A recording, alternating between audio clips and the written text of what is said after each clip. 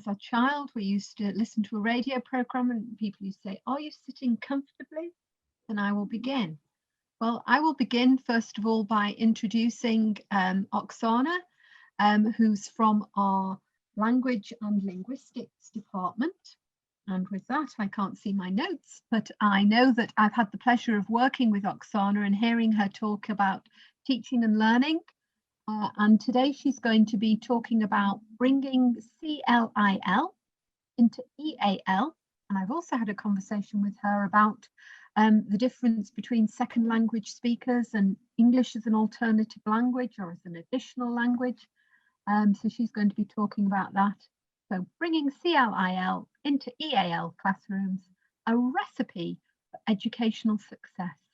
I'm delighted to welcome Oksana to our series today. So I'll hand over to you, Oksana, and I shall mute my microphone and turn off my camera too. Thank you. Thank you very much for the introduction, Anne-Marie. Hello, everybody. It's really nice to be talking to you today about my work, about what I do, and I hope you enjoy the session. So today I'm going to be talking about how we can bring more of CLIL practices, which stands for Content and Language Integrated Learning, into EAL classrooms, which stands for English and as Additional Language classrooms in England. So, well, I want to start with briefing you a little bit about the numbers of EAL children in English schools. And this slide shows you exactly that. So, well, maybe first of all, I need to define EAL. So children who have English as an additional language are those who have come to England who are in England, who are in English schools receiving education through the medium of English language that is not their mother tongue and that is not their first language. These children might have very well been born in England, but they have been born to the families of ethnic minority population, for example, so they speak another language other than English as their first language. So it's children who don't have English as their first language and who are still learning English at the point of their entry to school. So in England, in secondary schools, we have now got 17% of children who speak EAL as to the data for last year, which you will see has more than doubled since 2000, when it was only 8%. And in primary schools, the population has again actually more than doubled from 8.7% in 2000 to 21% in 2019. So the cohort of children who don't speak English as their first language in English schools is large. Right now, we have got every single secondary school in the country will have EAL children, and most of primary schools will have children. And between themselves, these children speak approximately 350 different languages. So you will see that there is a huge diversity in terms of number of languages and that students bring into the classrooms, or that they kind of on the background have in the classrooms, and that this context may be different from the context of other countries where there may be two languages, for example, where models of bilingual education can be possible. So, so this is a background, and I want to tell you there is an as you know, as from the title of my talk, I wanted to link the CLIL and EAL practices. So I feel that it is important to introduce to you a little bit more of what CLIL is and what it aims to achieve and how it actually works. So I'm going to talk a little bit about CLIL now, and then I will share with you some of the research that I'm engaged with in English EAL classrooms, and try to make those links and to show how practices can be integrated further and how we can learn from CLIL in English schools as well. So the definition of CLIL that I like most of all is the one by Mihista, Marsh and Friegels, which says that CLIL is a dual-focused educational approach in which additional language is used for the learning and teaching of both content and language. CLIL is used in many different ways or defined in many different ways, and there are lots of overlaps, if you want, with other similar approaches where the second language is used for education. I didn't do that. I'm not sure why it moved. Oh, I think I know why. Oh God, it's okay. So maybe I can pause it. Okay, so yeah, so there are different ways that CLIL is used, but the definition that I like, the one that actually does emphasize the simultaneous teaching or hand-in-hand teaching of content and language in the classroom, because that is important. So CLIL is different from minority education, bilingual immersion education, English medium education in developing countries, or recent models of English medium education brought into science and mathematics programs, for example, in Qatar or Malaysia. So, but its distinct feature is that it aims to teach both language and content at the same way, in a similar way as other programs offer, but in slightly different, from a slightly kind of different angle in terms of the context in which it is set. CLIL is very popular in Europe particularly. So let's have a look at the CLIL and its multiple facets, because as CLIL was developing, as it was finding its way into classrooms in European schools and in European context, the different models of CLIL have emerged as it became clear that there are different needs in different contexts. So broadly speaking, there are two spectrums of CLIL, which are hard CLIL and soft CLIL. So they sit on opposite spectrum, and there is anything in between. So if we talk about hard CLIL, we're talking pretty much about the classroom where subject matter is taught through the medium of second language, you know, usually it's English language, to students who all speak the same first language, and the teacher who speaks this, who shares the first language with the students, and but it's done, let's say, through the medium of English. But the characteristic feature of the classroom is that both teacher and students have at least adequate proficiency in English language. So English language itself, or the medium of instruction itself, is not an obstacle in comprehending the content. It's rather a kind of an additional kind of supportive way of learning a second language as you're acquiring this, the content of the curriculum or of that particular subject area. So so hard CLIL can take up to, when hard CLIL models are used, can take up to 50% of the curriculum time, and about half of the curriculum is taught in the target language, English language. The content can reflect what is taught in the first language curriculum, or can be new content, so there can be some overlap to support comprehension. Then we have got a model where there is a little bit less CLIL in the mainstream classroom, where students are offered learning through the medium of a second language, 15 hours, let's say, during one term, and teachers choose, or schools choose, parts of the subject syllabus which is going to be taught in the target language. So it's not entire content of the subject, it's just specific topics or parts of it that are being taught this way. And again, there is not much emphasis on the language itself. It's more teaching the subject content through the medium of the language, of a second language, but assumption is made that teachers and learners are good enough in that language. So, and the third model is a soft CLIL. This is this model comes in place when actually language proficiency of the learners is lower, and they may struggle to understand the content being delivered to them through the medium of a second language.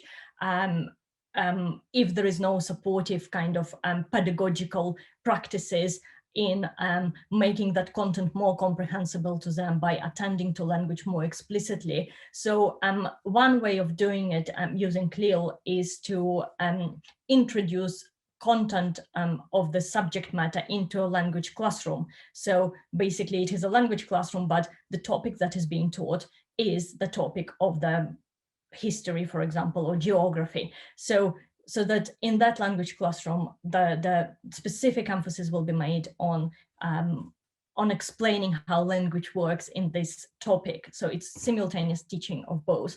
I also want to make a point here that there is a difference between content-based instruction and CLIL or EAL, if you want. Well, in the content-based instruction is a context where the language curricula is taught and the focus of the teaching is language, and the topics that are being taught from different subject areas, they come as means. So through them, language is being learned. So they just use as a content for teaching language, whereas in CLIL classroom, the primary focus is on content, on the subject matter, so what is being taught in terms of specific subject area, and language is taught parallel to this content, so it's supportive to the content, so it's not grammatical structures as such, or only grammatical structures or only vocabulary that has to be taught as it is in a standard English language in foreign language curriculum. So so if we think where kind of EAL sits in here, or kind of how can we compare the EAL practices in English classrooms to European CLIL classrooms, so we will see that in English classrooms, what is happening pretty much is a hard version of CLIL, if you want. The content is being delivered to the students through the medium of a foreign language, with very little, well, maybe with teachers who are particularly enthusiastic about language and language awareness and the role of language in the classroom, with paying more attention to it. But generally speaking, teachers are not in English classrooms in England, in mainstream classrooms in England, are not really trained to teach language alongside the content of the national curriculum. The problem in English classrooms is, in English, I mean, in the country, is that those students who come, those students who have English not as their first language, many of them do not have adequate proficiency in English language to comprehend the content as a hard version of CLIL would suggest. So these learners are struggling in the classrooms to catch up with the content, to understand it, to comprehend it, to express their understanding. So not only receptively, but also productive language. So we really need more of the soft CLIL, of integrating both of content and language. And I will show you in a few minutes of where the struggles are and how, and suggest some ways in which they can be addressed. So let's move to the next slide, which actually kind of emphasizes even further the the types of language that learners really need to be successful in the classroom when they study the content of the curriculum. So we have got 3 types of language. 2 of them been proposed by Jim Cummins, the very well known to everybody really, BICS and CULP types of language proficiency. So when we talk about BICS, we talk about basic interpersonal communicative skills. So the basic skills that learners need to have in order to be able to communicate on a very kind of everyday basis in the classroom with their friends, with their teacher, asking very kind of standard day-to-day kind of having little conversations that are not related to the learning of the content. Sorry, the slides just automatically go to the next one. My apologies about this. So then we also have got, before we talk about CULP, there is also classroom language. This is the language the teacher uses to give instructions to the learners, to set learners to work in groups, to ease them into the learning activity, kind of the warm-up part of the lesson. So this is also important the learners understand it, because doing the tasks that you don't understand is very difficult. So they need to understand the instructions. And then we have got the 3rd level, which is the most advanced level, which relates to cognitive academic language proficiency, which basically means that learners need specific language, the specific knowledge of the language, subject-specific language, and specific academic skills, the ways to express themselves in academic ways in the context of the classroom, particularly secondary classroom and tertiary education, so that they can get their content across and get it across effectively and efficiently as is required. So, and the research shows that while learners can acquire basic interpersonal communicative skills really quickly. So depending on the proficiency with which they're coming into the classroom, it can take them a few weeks, but overall, if they come with low proficiency, it can take them 1.5 years to 2 years to acquire those skills. It can take them up to 5 to 7 years, between 5 and 7 years, to acquire cognitive academic language proficiency. So it's a very long time, and if learners are not supported in acquiring this language, it may take them even longer. And that is really almost the years of you know, at least the whole stage of secondary education. So it is a long period of time. We can't just pretend it's not there. We can't just neglect it. Students need to be, teachers need to be trained in learning student and teaching students to be explicitly showing to the students how language works, what language is important, how language works in a particular subject area, how they use the language to express themselves, how they work with the written texts, so that they understand these complex structures, the complex scientific language, or subject-specific technical language used in the disciplines. So, CLIL classrooms aim to support learners in developing all these 3 types of language, particularly their cognitive and academic language proficiency.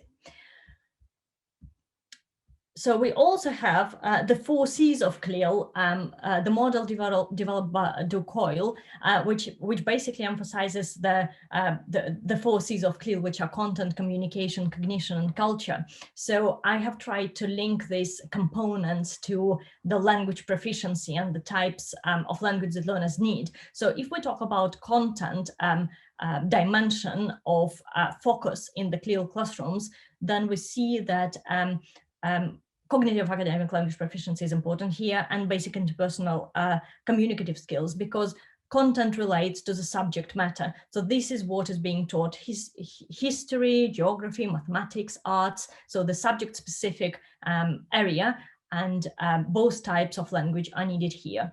In terms of communication here in CLIL classroom, that relates to the ability of learners to express themselves,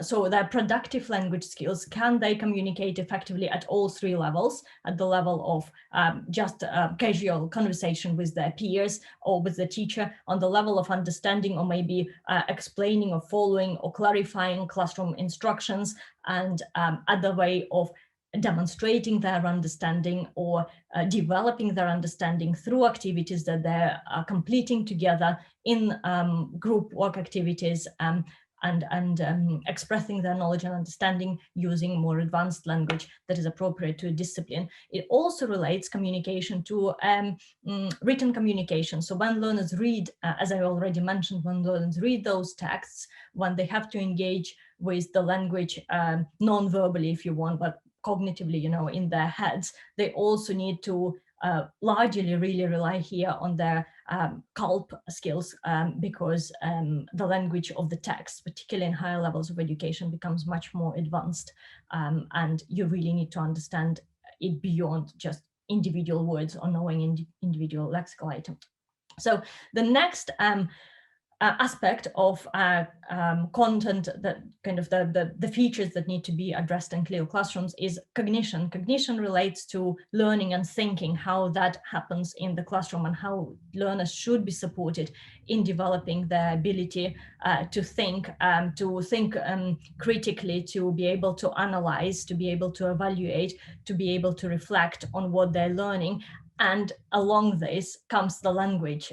So with this needs to evaluate, reflect, think critically, justify their decisions, conclusions in the lessons, comes a specific language that helps to do it effectively. So learners need to be taught those skills. Of course, they will pick up some of this from teacher. They will pick up some of this as they go through the years of education, through schooling, but some learners may be more effective than others in doing that. Therefore, explicit instruction and explicit support with that may be needed, particularly if they're learning through the medium of a language that is not their first language. I will leave the aspect of culture here, because that relates to making learners aware about culture of other countries and being good citizens, and knowing how about traditions, customs of the other countries, of the country in which language curricula is being taught. So, but this is less relevant to us in this session today. So, and this is, I think, the last thing that I'm going to mention in relation to CLIL is I like this idea. I think it's helpful in supporting understanding about CLIL. So this is a language triptych, which very nicely kind of shows the three kind of ways language is really used in the classroom and the progression, and the synergy really of all the three aspects in a CLIL classroom. So when we talk about language for learning, we're talking about language being used as a tool. So it's about acquiring grammar and vocabulary. So it's okay, what language as a tool do we need to actually talk about things? So it's vocabulary and grammar. Then we have got language of learning, which is where language is used as means. So it is the means of learning the subject content itself. And the last one is language through learning. This is a vehicle. So language is the vehicle helping students to develop their cognitive academic language proficiency skills, because as we said, it is really, really important in order for them to be able to engage with the language at a higher level, not with the language, with the content of the curriculum that is being acquired by them at a higher level.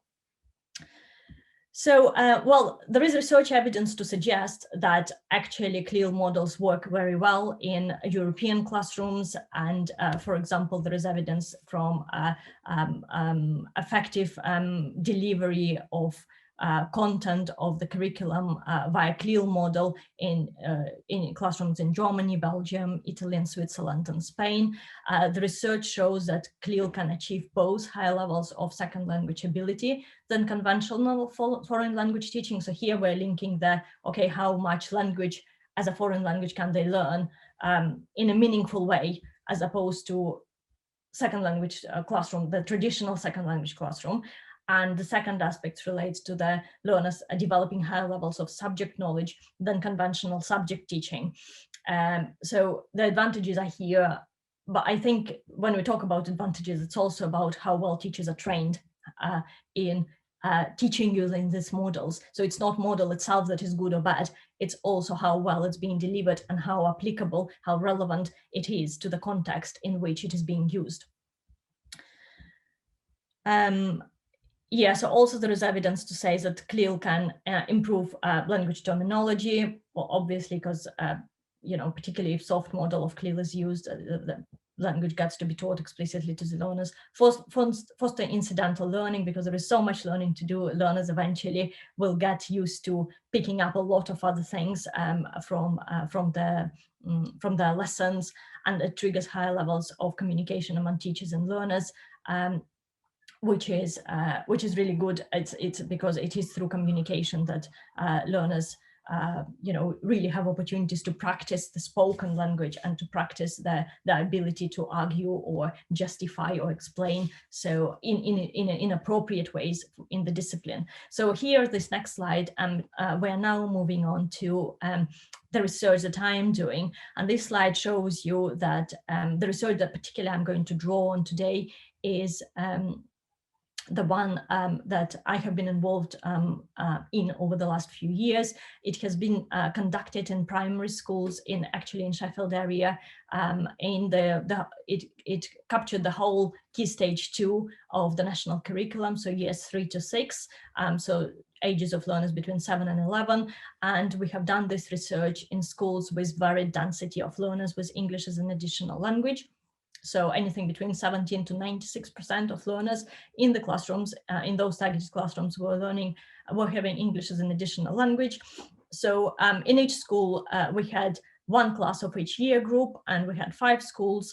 So altogether, well, 5 schools, 1 school, then later we dropped it because it didn't really have enough EAL learners. So we had 18 classes, and we had 495 children taking part in the project. It was a longitudinal project over 2 years, and we looked at many different things,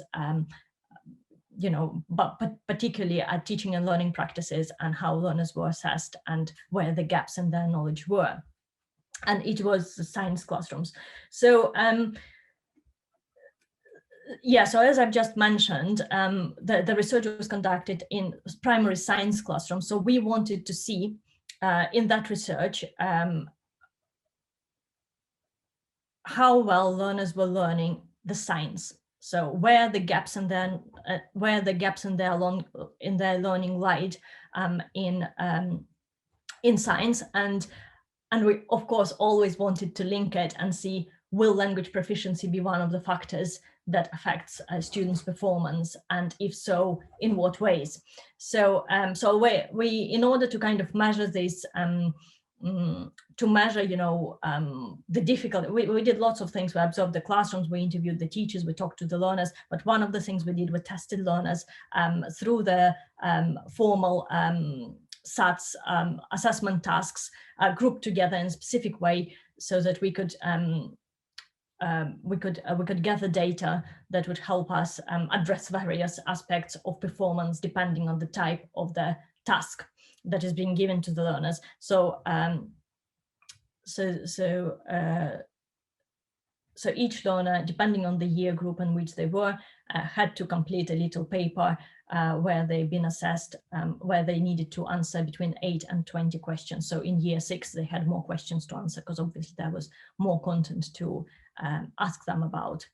So this is an example of the assessment task. I'm sure, those of you who work in education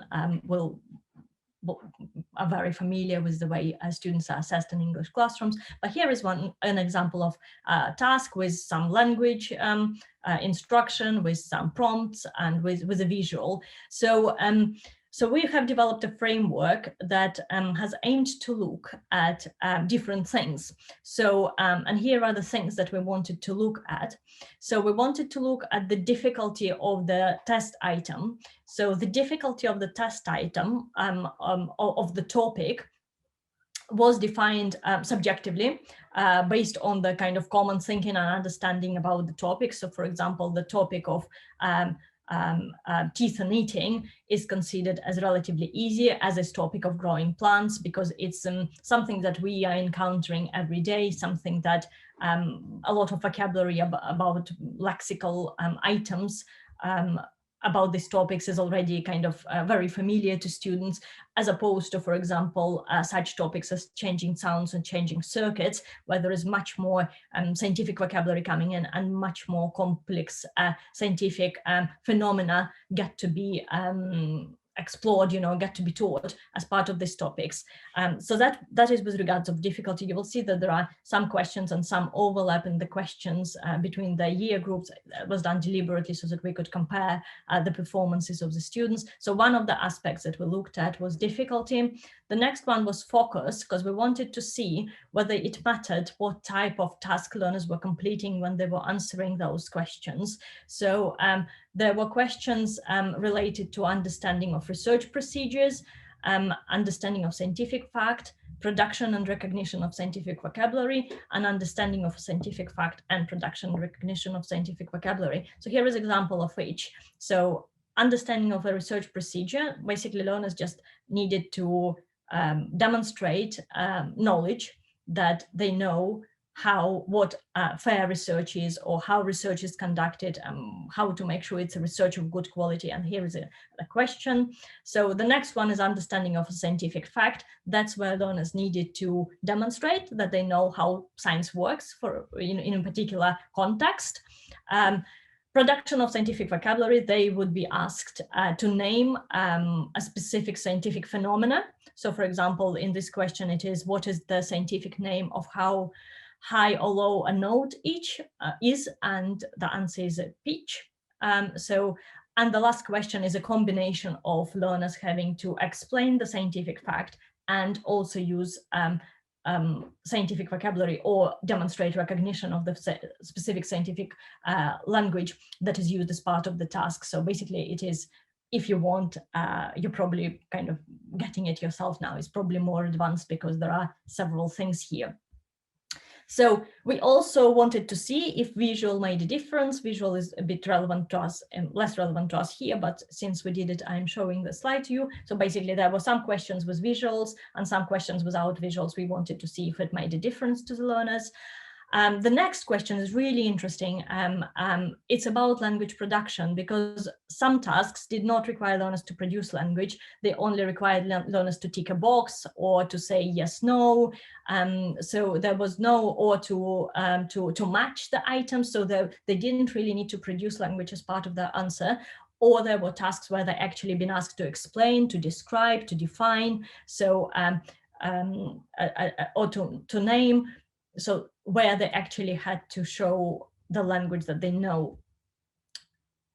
So yeah, so these are just the examples of those items. So active language production, naming the process, fact or phenomenon, explaining a scientific process or phenomenon, using a phrase or sentence created by themselves. So they won't be provided to the learner. So they, if you want, they're coming up with a unique language. Of course, they can draw on the language of instruction, but they still have to come up with their own language in answering those questions. Imagine doing it if you don't have sufficient proficiency in the language to answer the question, even if you understand the scientific fact. Name and explain, next one, name the fact, phenomenon, or procedure, and explain how it works, drawing on scientific knowledge. Describe a scientific process or phenomenon by means of drawing on your own linguistic or conceptual resources. So the passive reproduction, as I said, learners did not need to produce the language. So for example, they had to draw to demonstrate their understanding, like they needed to draw a line in those beakers to say what the fair experiment would be. They had to choose between true, false, state without explanation whether facts or procedures are true or false. Again, you could just guess, you could just put true or false in a hope that you're getting it right without really understanding the science in the question. Label one or several parts of a diagram using the labels provided. So it's the third picture here on my slide that again shows that even though the language is provided to the learners, they are not coming up with a language themselves. So we have got solid, liquid, and gas in this task, but the words are already there for the learners. Again, you can just guess it or put it because language is there. The other kind of way of doing it would have been not to give this target vocabulary to the learners and then to see if they can actually recall it and put it correctly. So, but this is just for the purposes of demonstration. You can see how active versus passive language production, reproduction works. So some more here examples of passive language reproduction, where we have got completing a diagram by putting the letters in the right places and then ticking the boxes or one box with the correct answer. Again, you can guess here.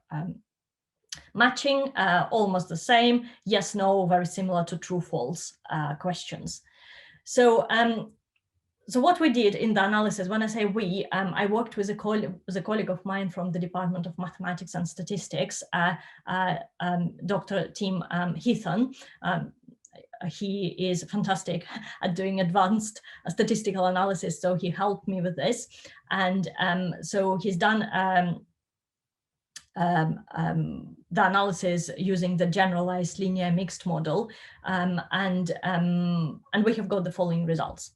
So I know this table is complex and you don't really need to understand it very much, but what basically this table shows is we had a baseline group who were the native English speakers. So what we did actually was we had two groups of learners, if you want, English native speakers and EAL learners. The EAL learners group of learners were then broken down into 3 levels of proficiency. So we had English language learners who had very poor language proficiency, medium language proficiency, and relatively good English language proficiency as defined by learners themselves. So we asked learners, you know, how good is your English language? How good do you think your English language is? And they had smiley faces saying, it's okay, it's not very good, it's very good. So based on this self-evaluation, if you want, students were grouped into those groups for their English language proficiency. So what we did then, we have compared the performance of native speaking learners on scientific facts against performance of the 3 groups of English language learners on all the same kind of traits that we wanted to assess. So English language learners of each group were compared their performance on scientific facts, what was compared against English native speaking learners because they were baseline, and then the same was done for their performance of tasks eliciting scientific facts and vocabulary, tasks focusing on research, and tasks focusing on vocabulary. So the numbers that are positive mean that there was little difference. When the numbers go into negative, and the further down we go into negative, that means there was a big difference. The bigger the negative, the bigger the difference. So you will see that learners, EAL level 3 learners are the learners with the lowest language proficiency, and EAL level 1 learners are learners with the highest language proficiency, but still English language learners. So you will see that in every single of these groups, the lower the language proficiency of the learners was, the more difficulties they had with answering the tasks either correctly or at least partly correctly. So there was incorrect answer and then correct or partly correct. We grouped correct and partly correct answers together because even partly correct answer is a demonstration of some knowledge and understanding, and I didn't want to neglect it or disregard it because it is important. Even partial knowledge is better than no knowledge, and I wanted to recognize it. So you will see that learners, particularly those with poorer language proficiency, found the different types of tasks significantly more difficult than learners for whom language wasn't an issue. The second table also shows that in the second table, we compared this active language production and no language production, so language reproduction. And surprise, surprise, you see that when the active language production was required, English language learners were disadvantaged because they couldn't really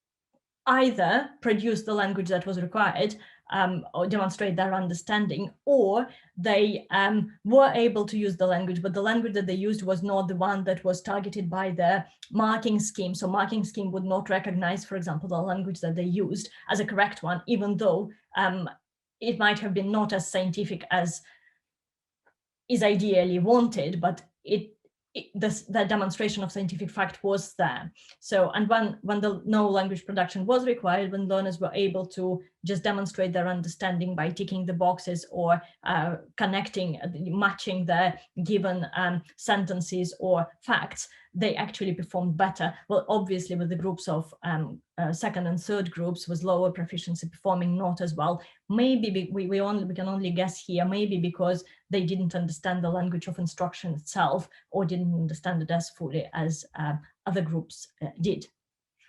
So the results showed, as I've already told you, ELL learners were disadvantaged by the types of tasks, by the way the tasks were eliciting knowledge, with active language production being particularly one of the variables that affected the extent of successful or correct performances by English language learners. We also found that English language learners struggle significantly when assessed on specific scientific vocabulary in comparison to their native speaking peers. With regards to the visual prompts, we didn't find that they helped or didn't help learners to perform better or poorer, so there was not enough evidence to suggest that. However, having said that, maybe that's because it was a smaller sample compared to other studies, because other studies do suggest that visual prompts do help learners, and I tend personally to believe that they do. So I think that visual prompts do help learners. Okay, so here are some examples of the performance of the learners. So this formal assessment task where we have got a penguin, and the question is, give one feature of a penguin and describe how it helps a penguin to live in its environment. So we have got feature and we have got how the feature helps. I usually ask my audience to try and tell me, where the problems might be, but because it's really difficult to interact with you, so I will just show you the responses, and I hope that you enjoy that bit. So what we have got here is one of the answers by the learners. So the learner has highlighted the words that they didn't understand, which was part of the tasks that I asked them to do. I said, if you don't understand the word, please highlight it. So learner doesn't understand feature, penguin, and environment. How can they answer the question? I don't know. It's really difficult. So there is no way we can get at how well learner understands the scientific fact, because we don't even know that learner. We actually have got evidence that learner didn't even get the question. So the second answer is very honest, don't know. So presumably learner understood the task, but didn't know the science behind it. And the third one is most interesting to us, because the learner says fluffy tummy here. So the feature is fluffy tummy. How does it help? It helps to keep it warm. So in the marking scale, when you try to mark the performance of this learner, you will see that fluffy tummy doesn't come as one of the possible answers. So learner gets 0 points for it. However, the teachers in the classroom setting, including myself, I would have given a mark for it, because I know what learner meant by fluffy tummy. It was feathers, or it was the, you know, this fluffy coat. So this fur, you know, that penguin has, they keep it warm. But because the learner didn't have the language, the learner had to use the words they know, like fluffy toy, for example, from their day-to-day language. And then tummy, they say in school, my tummy aches, my so the language is really not right, but the concept behind this language is actually right. So the learner does have the knowledge and understanding, but the system doesn't recognize it. So we take it back into the classroom and we think, right, okay, how can we support learners further so that things like this, so that learners are not disadvantaged eventually when it comes to the time of assessment. So we recommend allowing flexibility in the choice of language. So scientific academic language versus non-scientific non-academic language for assessment or monitoring and teaching purposes of lower achieving English native speaking learners, because it wasn't exclusively a problem of EAL learners, and English language learners with lower levels of English language proficiency during a transition and or catching up period. So what's interesting here is, even though we allow this flexibility, we know that there are two important things really. One important thing is we want learners to use the right language, but we also want learners to learn. And if learning at this stage is happening for them using the everyday kind of day-to-day language, non-scientific language, they should be allowed to use it to build up their knowledge and understanding. Gradually moving on to more advanced versions of language, academic language, subject-specific language. So this is our next point. Start teaching and eliciting academic and scientific language from learners actively at lower stages of schooling, starting even from primary school, despite its largely optional nature, because scientific tasks in primary school often don't require learners to produce scientific language. However, when you go to the secondary school, all of a sudden learners have to really operate really well with scientific language. So it is a big jump for the learners. And if they're not prepared, then they likely gonna start losing marks and maybe interest and motivation in the subject area. So what I'm suggesting is that learners get to be taught language as part of the subject-specific disciplines much more explicitly and much more consistently and much more frequently, so that they actually get a good grasp of this language. And eventually using this language will help them to get across the meanings and understandings that they have. Our data showed that English language learners and native speaking children didn't know such scientific words as absorb, amount of, attract, beaker, canine, molar, decay, condense, evaporate, a feature, nutrition, separate, type, vapor. So you see the words that are very scientific, that actually form part of the curriculum at that level, are unknown by the learner, so they don't feel comfortable or familiar with using them or understanding them. It is a big gap, I think. So the next example, I'm just keeping an eye on the time so I don't go over. So the next question that I'm going to show you the example of learners' use of language in the classroom is this. So there was a task where learners needed to name the parts of the plant, and in blue color you have got the correct answers. So you have got stem, leaves, and roots. And then the second question was, learners needed to name two parts of the plant the water must travel through to get from the soil to the leaves. And the correct answers are stem or stalk, and roots. So let's have a look at this examples of learners' answers to these questions. So you will see, so we have got one learner who is who speaks at home Urdu, and another learner speaks Punjabi. So the learners use incorrect vocabulary for naming the parts of the plants. So Punjabi child says root for the stem and weeds for the roots, and the other child says strips for the stem. Okay, so let's say that incorrect spelling of leaves is still leaves. So, and then if you just look at this answer to this particular question, you think learners don't know. But actually, if you look at their answers to the others, the second question, you will see that actually they do know, they just mix up the vocabulary items. So the learner, the Punjabi learner, when answering the question, says that the two parts of the plant that water needs to go through are roots and weeds, meaning stem and roots, which is correct. So the learner understands the science behind the question and how water actually travels through the roots to the stem and leaves, but uses incorrect vocabulary items. So language, yes, incorrect. Scientific knowledge is actually correct, but the system would give them 0 marks because it would just recognize, it just looks for these words here, but doesn't recognize that learner understands the science. And the same with the second example.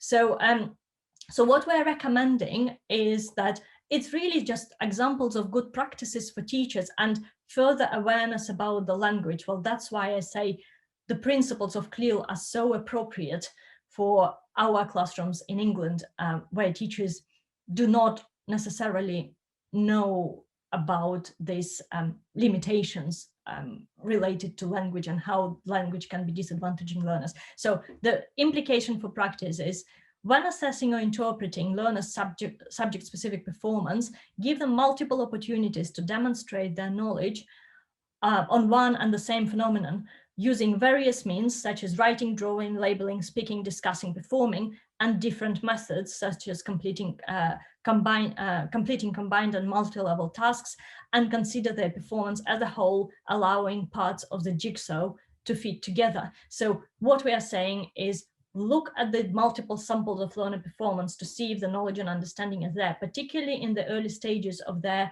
development of their English language, because they may demonstrate very nicely in their drawing that they understand the process or procedure, but write a very poorly written paragraph describing the process, or, you know, if it was part of the experiment, the writing may be very poor, but the drawing may be fantastic, showing that the learner knows. But what is important here is to take learner to the next level and say, your drawing is really good, so now let's talk through this drawing. And teacher models language for the learner, many learners in the class, if there are lots of learners in EAL classrooms, and even if there are not so many learners in EAL classroom, it's still good practice. So maybe with a teaching assistant if possible. So the language needs to be talked through in the same way. Language needs to have the same importance as content, subject-specific content in the class, because they go hand in hand. And if language is falling behind, learner will eventually start falling behind with the subject understanding of the subject-specific knowledge,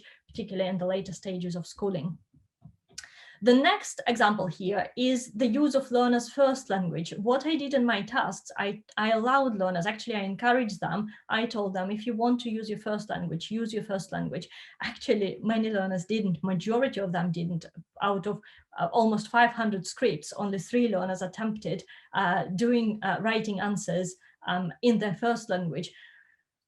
Which actually shows to what extent language is not encouraged, or use of minority languages for educational purposes not encouraged at the moment, or were not encouraged a few years ago in mainstream classrooms. Learners are pretty much, discouraged, maybe because teachers don't understand the language and feel uneasy about working with this kind of types of learner performance, because they can't really assess it. But it's not.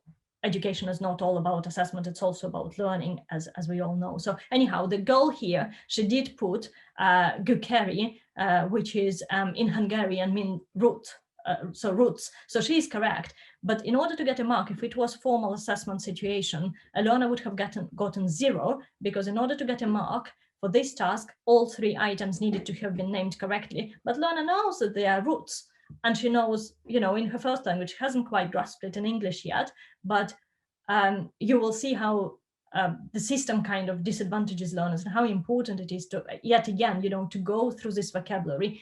Every time the new topic is taught, the key vocabulary has to be introduced, explained, practiced. Learners should have opportunities to say it. And the same goes to working with learners, cognitive and academic language proficiency later, teaching them how to argue, teaching them how to explain what language to use, what functional language to use, how language works in context, how to get their idea across in appropriate way in that subject area. All this need to be taught explicitly, because learners will benefit from it. So the point that we're making here is allowing learners to use their first language in the classroom to demonstrate their understanding if they can't demonstrate understanding otherwise.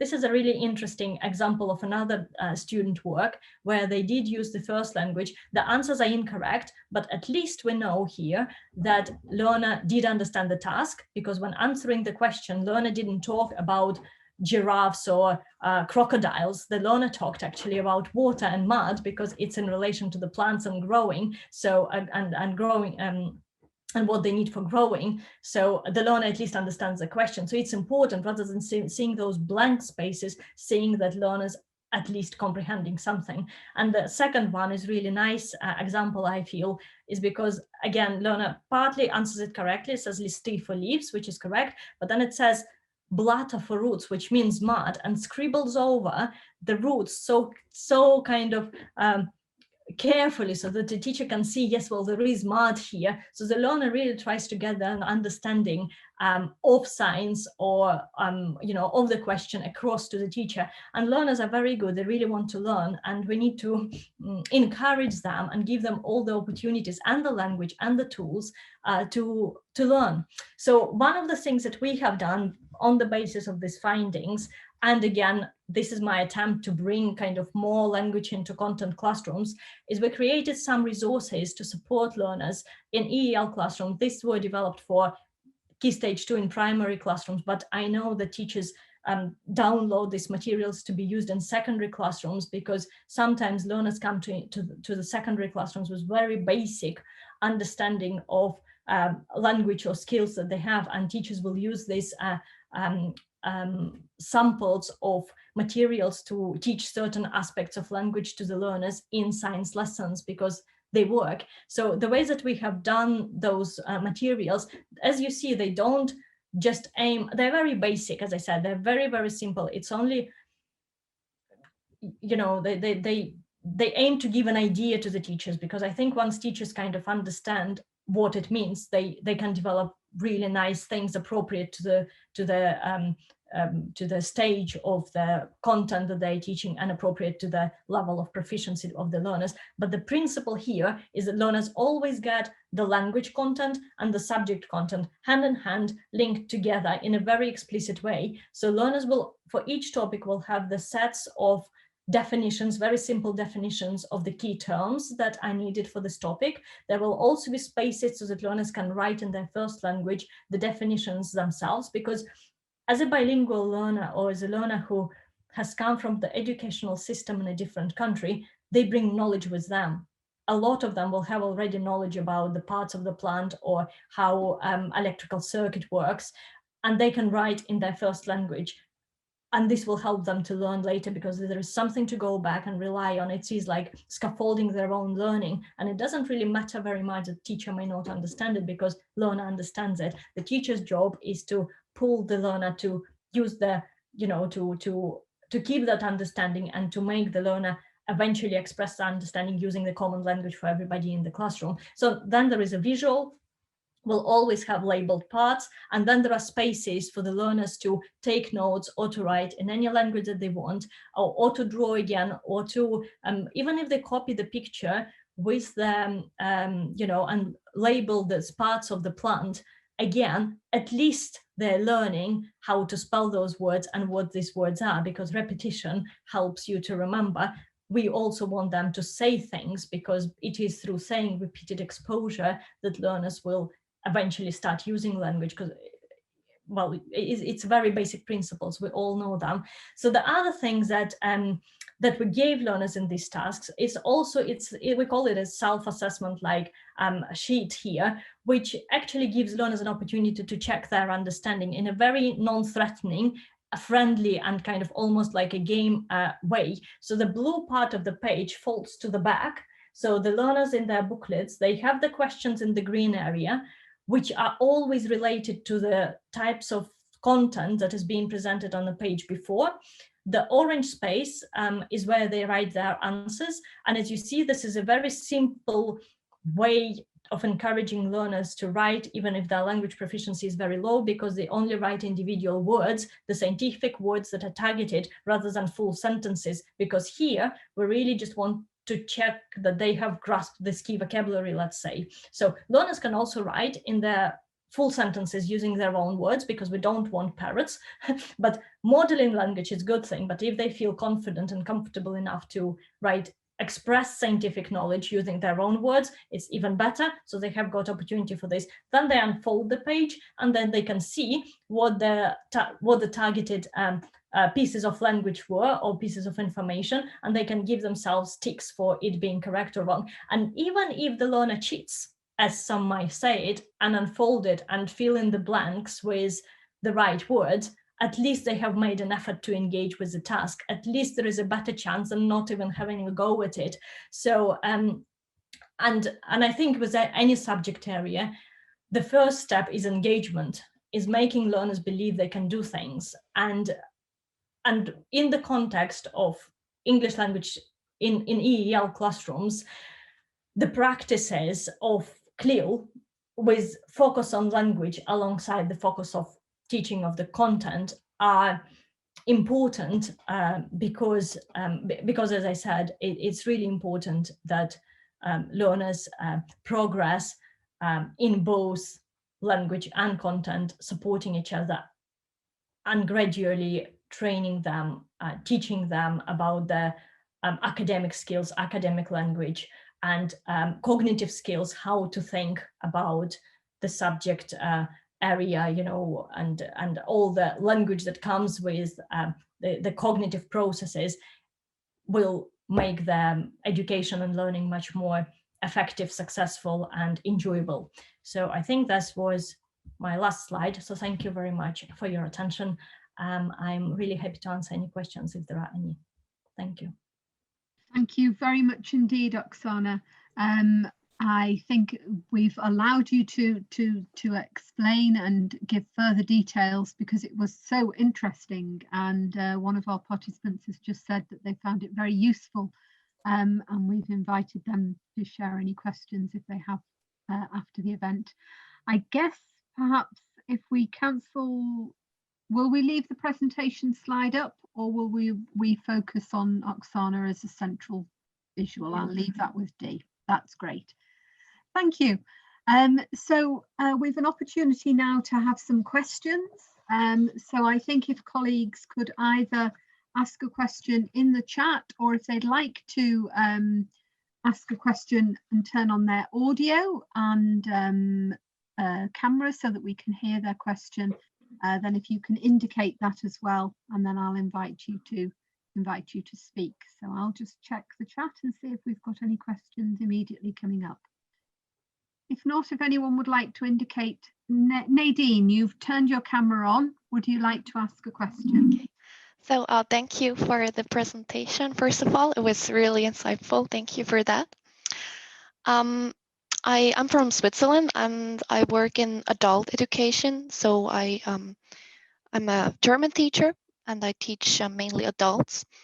My question was about this CLIL concept in general. So is it useful when we as teachers apply this concept of CLIL to the teaching of adult learners? So can it also lead to like more like successful learning and higher levels of language 2 ability, or is it only useful when we teach like children? Because I know that adults, they learn differently.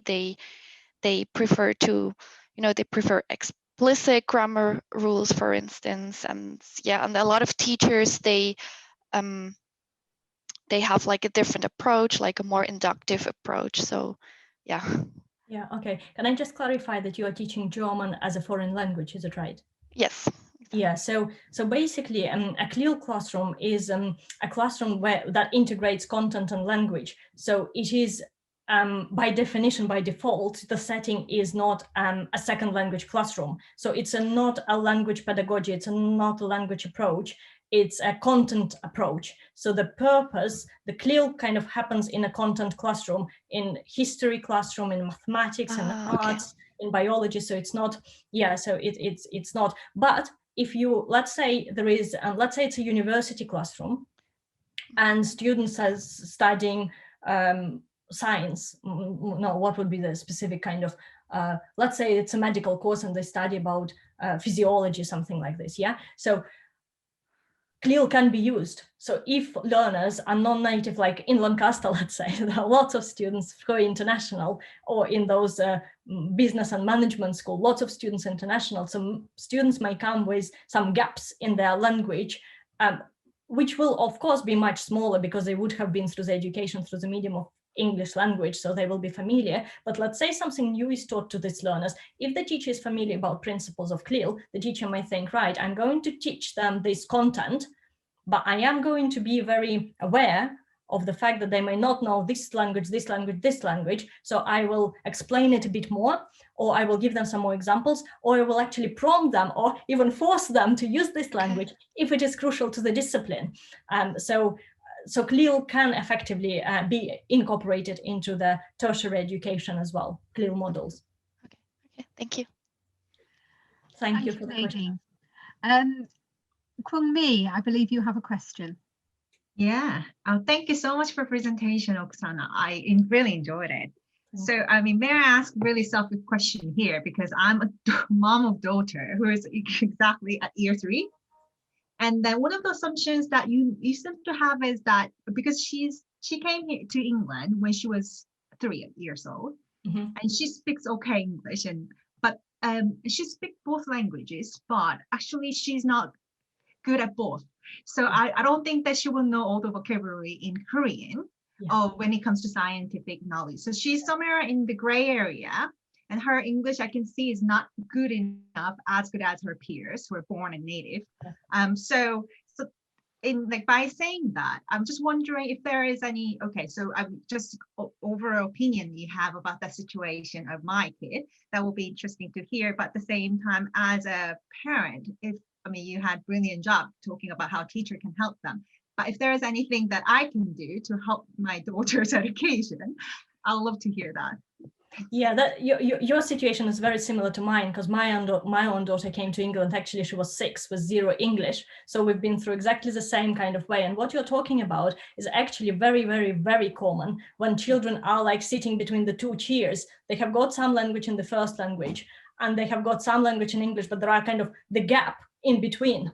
So it is very normal that your daughter is, still developing English, and that she's falling behind. I mean, not falling behind, that she is yet to catch up with her peers in terms of language. And as I said, it takes longer to acquire specific languages children need, to be fully competent in expressing themselves in specific, subject areas. But one thing you can do as a good parent is basically, take those books that they sell, in the shops, because those books, my daughter used to have them. Basically, the books that support the mainstream curriculum, they explain the vocabulary very nicely with pictures, and just in a playful way, work with her through the language, and make her say the words, make her, not make her, encourage her.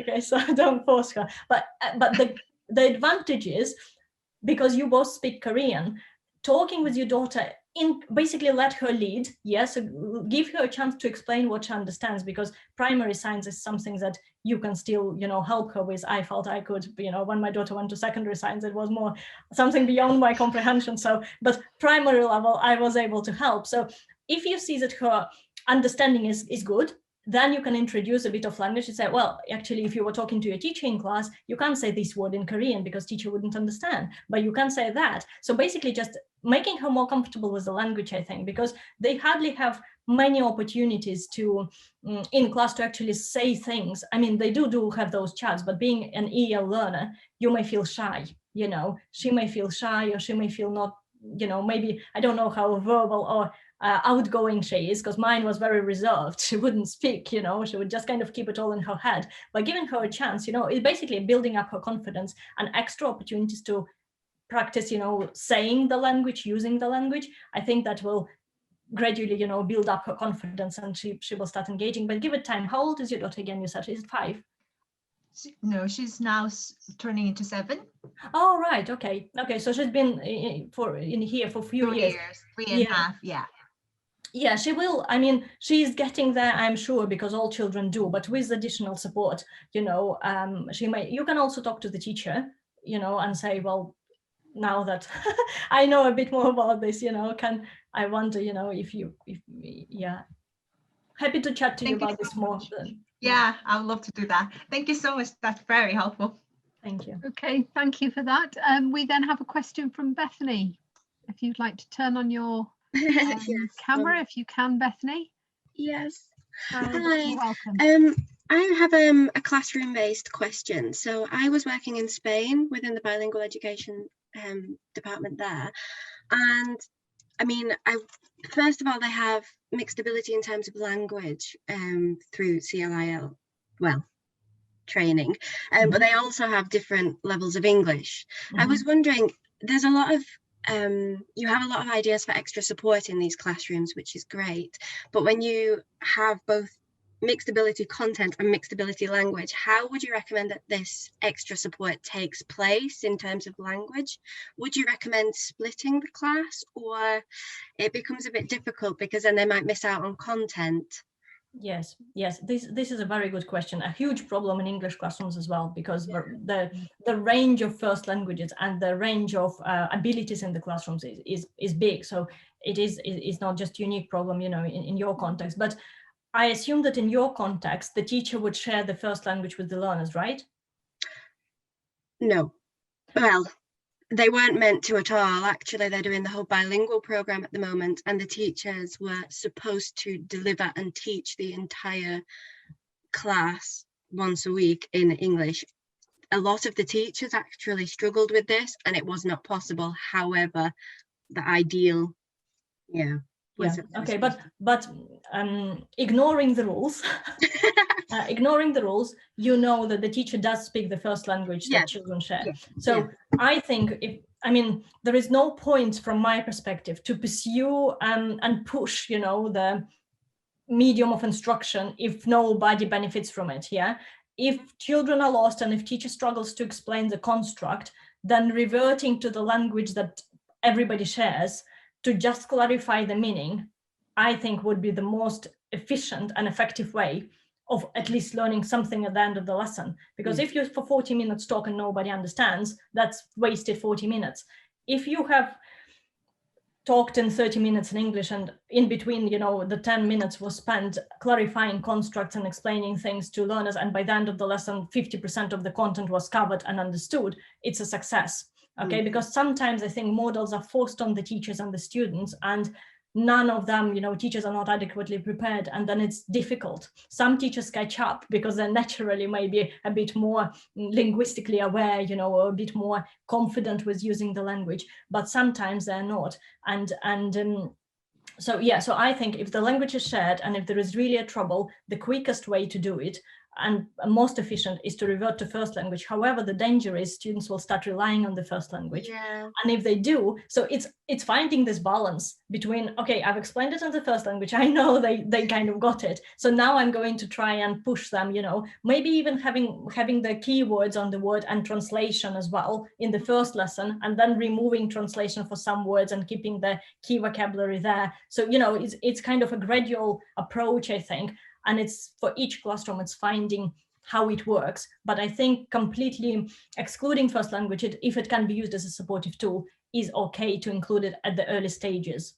Okay, so sorry, just to ask, so for the really extreme levels, so ones that are really super talented and ones that maybe are very, very much falling behind, the extra help, potentially use teaching assistants if they're obviously accessible.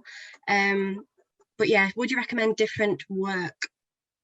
Yes, well, differentiation of the content is always there, regardless of whether it's CLIL classroom or anything else. I mean, content has to be differentiated for learners with various abilities, you know, because every learner should benefit at their level, you know, from the content. So yes, if there is an opportunity for teaching assistant is great, but teaching assistant also needs to be made aware. So the teaching assistant needs to work hand in hand with the classroom teacher in supporting learners' development of the language and subject, because teaching assistant may just quietly speak in the first language to the student and it's not helping them because they will never catch up with the rest of the class. So it's kind of okay. Thank you. That's lovely. Are there any other questions or anyone else who would like to ask a question? Otherwise, I shall launch in with a question or two of my own, Oksana. As a former primary school teacher who has taught within a classroom with children in terms of the EAL, I found your presentation really interesting, and I think that the handouts and the booklets and things that you've been developing, I would commend in the sense of they make explicit, and I think, you know, there's often a lot of resources that are available which perhaps have some of those things, but what was really effective about what you were doing was showing why they were important and almost deconstructing the sort of scaffolding, which I think is crucial. So I wanted to first of all sort of commend you in a sense for that.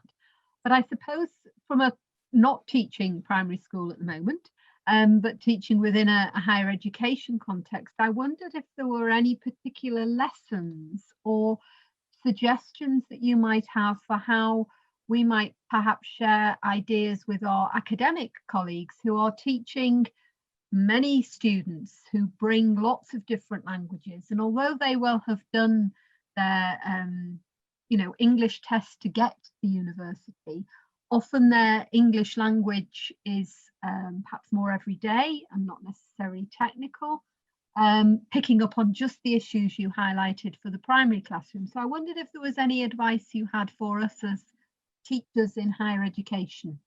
Yeah, well, I was actually thinking about doing something with higher education students in terms of research. I thought, oh, I should get, you know, and see, because I'm becoming more and more interested, you know, because I focused on schools level so much. And I thought, well, actually, higher education context is extremely interesting because this, you know, international students are in the classrooms as well, in the higher education context. And the teachers don't always, teachers who teach mathematics, they teach mathematics, they think it's nothing to do with language, or they are not aware about it as much as they should. So I think that what is the best way really, I think, is raising awareness of these teachers through training, you know, so through some maybe